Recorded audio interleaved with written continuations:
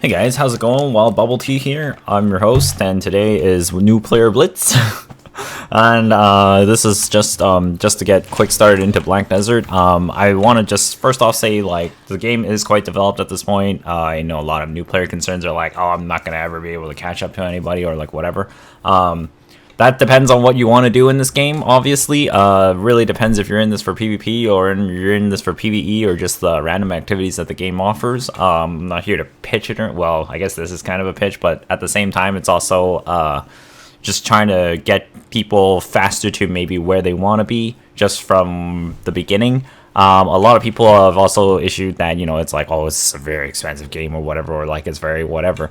The only thing that you really need to play comfortably is actually probably just some weight limits and maybe 3 or 4 of these 16 expansion coupons if you do a lot of fishing.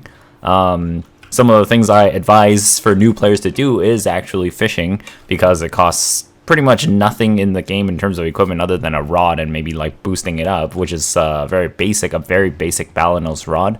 And then also just explore the world as you go. The world is massive, so just in terms of PvE content, this will take you a long time to unlock as a new player, if you even bother at all. For some people, they don't even have this unlocked, and they're like, you know, pen geared or whatever, and they don't even care about this stuff.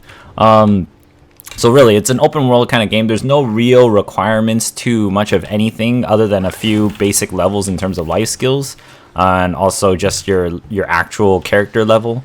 Character levels in this game don't actually matter too much. It's more of an indicator that you've grinded a lot, and that's about it. You could still have potato gear at 61. I've seen people with like 400 something gear score at like 61, and it's just unbelievable, because I'm like, wow, you must have been grinding like non-stop, and that just must be tiring, or that you had a lot of fun doing it. Either way, so the basis of this episodic series is just more or less just to get you started. A lot of people in streams in the past have asked me like, oh, where do I grind? I have this AP or whatever. If you go to the menu and you go to the info/function part, there's this item drop thing here. And in the top right here, it says recommended AP above 30, and it lists all the grinding areas in the entire game except for pirates for some reason. But in any case, this tells you what AP level you should be at before you go there, if you want to kill them fast enough. So like places like Histria Ruins, you want to be above at least 250, so you're not going to be there anytime soon as a new player. But a lot of places are accessible. Gahaz is like a very popular place. You might find a lot of PvP there, open world, and it's recommended above at least 140 AP. A lot of the monsters have also been weakened by quite a lot since launch, so it's nowhere near as hard as like my older videos where I'm hitting monsters and it's taking forever to kill one.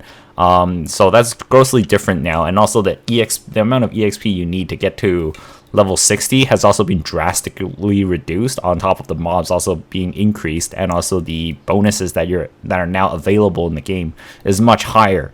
So your chances of catching up to where almost everybody else is actually probably really quick if you play hardcore for like a few weeks. But again, that really depends on what you're doing. In terms of life skills or anything, or just a basis of everything, I feel like you should have at least 200 CP. 200 CP, this contribution points, that's just like to get yourself started for some kind of passive income for yourself. I do not recommend to anybody starting up an empire, because that's a lot of work. And you can look into that in other people's guides or my own guides or whatnot. I haven't really put anything out there, just other than the diary overlords of what I'm doing, and they change all the time.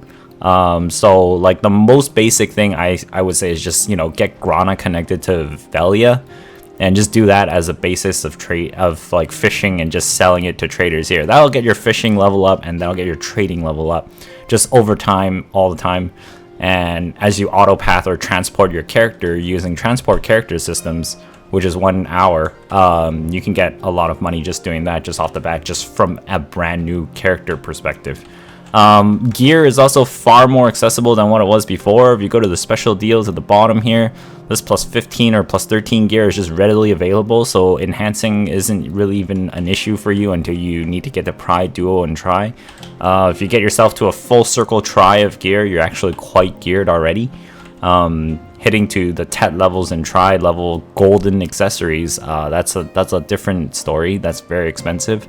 I wouldn't rush for boss gear first. and I would definitely go after like cheaper things like Lemuria gear, Heave, or Grana. Grana is still very popular. Lemuria is a bit more expensive, but a lot of the problems that new players have is skill points is because the experience needed to level up is very, very fast now, as opposed to skill points, which hasn't changed very much. Oops. And yeah, that's pretty much it in terms of the basis of beginnings. Also, I would also suggest getting to at least 200 energy the moment you start, like just by the fastest places you can get energy from is the character tabs, the topography, and the ecology tabs, and the sea. Okay, this is just exploration, literally. Once you finish these things out, you get max cap energy bonuses. Just talk to every NPC in every town you ever meet, and also discover every node that you ever run into, and just talk to every node manager on there as well. If you have a buddy or somebody that's willing to ferry you around the islands, this is about like almost 30-40 energy in total, just discovering all these islands out here, all the way out to there as well. So, but the towns and whatever just within the beginner areas of Balenos, like Olvia, Velia, and Heidel, and Glish, within these areas, you should be able to accomplish about 200 energy alone.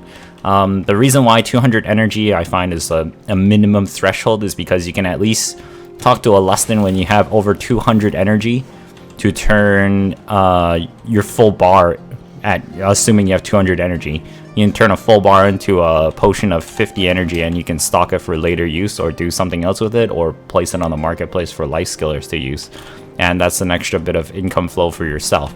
On top of that, make sure you fill out all your character slots, have a lot of fun making your characters just at the beginning. One of the bigger tips that I find is that a lot of re-rolling is kind of detrimental to if you ever want a powerful character, obviously.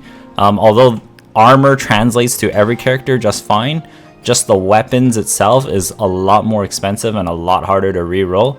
So I wouldn't consider re-rolling all the time, because you also have to regrind the character back up.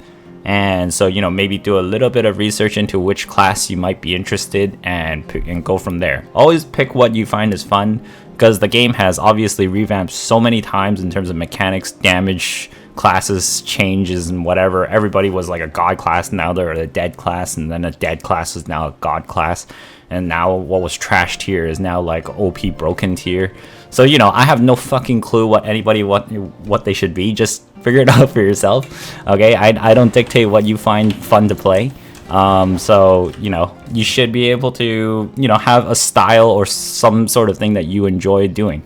And it's the same thing with this game. There's a lot of activities to do. You're not really narrowed into one tunnel of instances where you're required to have certain amount of stats in order to participate where everybody else is. So it's pretty free form, and that's the thing I believe you should start off with when you come into Black Desert. Okay, so that's just the beginning of this for now, and I'll see you guys in the next episode. Bye bye for now.